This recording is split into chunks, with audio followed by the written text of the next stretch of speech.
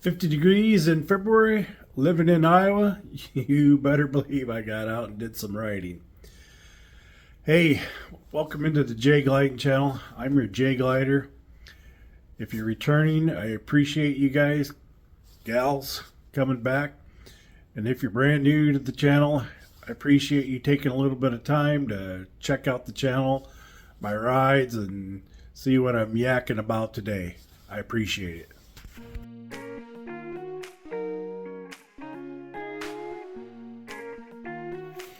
I know, living in Iowa, riding in Iowa, Mr. February doesn't give permission very often.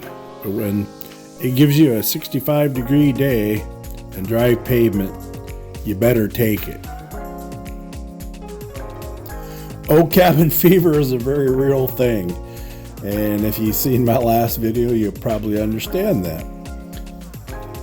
Watching ride videos all winter long, everybody else's trips, and people that ride down south have nice weather all year. That, along with walking past the bike in the garage every day, getting in my Jeep to go to work. Yep, it brings cabin fever out in us riders for sure. Today is not just about the miles. It's about being reminded that our riding season is getting closer and closer. So what is riding like in February in Iowa? Good question. I'm glad you asked that, because I'll let you know kind of my experiences. And first off, I just want to say you have to be real and you have to be observant. And what does that mean? Well, first of all, it means when you go out, you have to have the right mindset, and you're watching for gravel on the corners, salt residue. When you are turning, you coming up to an intersection, anything like that, you're watching for gravel, not only braking and taking off, but putting your feet down. You want to make sure you're very, very careful with gravel and salt residue on the roads. Another thing you have to take into consideration is the air is still cold, especially at highway speeds. Riding in February in Iowa just isn't for everyone. And whether it be the safety issue of the gravel or the salt on the residue on the roads, or if it's just too darn cold, I'm totally respectful of anybody's decisions on whether you do ride or if you don't ride this time of year.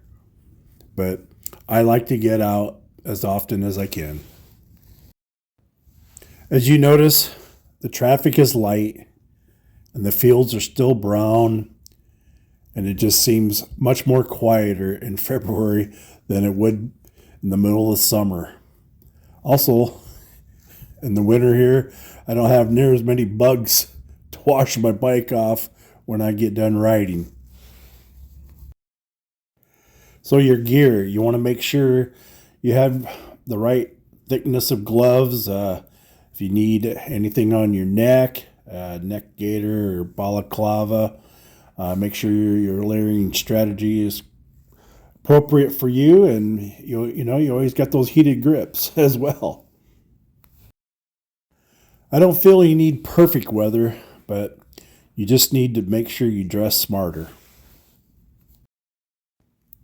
When I ride to work, inevitably I have a coworker say, "Boy, wasn't it cold this morning on that ride in?" And I'll say, "Well, it would have been if I would have been wearing a t-shirt, but with my layering system and how I keep warm, it wasn't so bad." If it's a little windy out, I'll take a little suburban route, and I'll pass by the airport and look at the historical planes they have out front and be able to drop down to some slower speeds and warm back up before I head out on the highway again. Winter kind of reminds me that riding isn't always guaranteed. So when you get a day like this, you really need to take advantage of it, which for the most part I do, you know, like everyone else out there. We have prior commitments and priorities, and as long as you got everything lined up and taken care of, you know, break away for and whatever it is, just for a little while, just enough to get a little wind therapy in is all. And even though I grew up in a small town, it's still mostly an agricultural community. So I get out on the open roads here.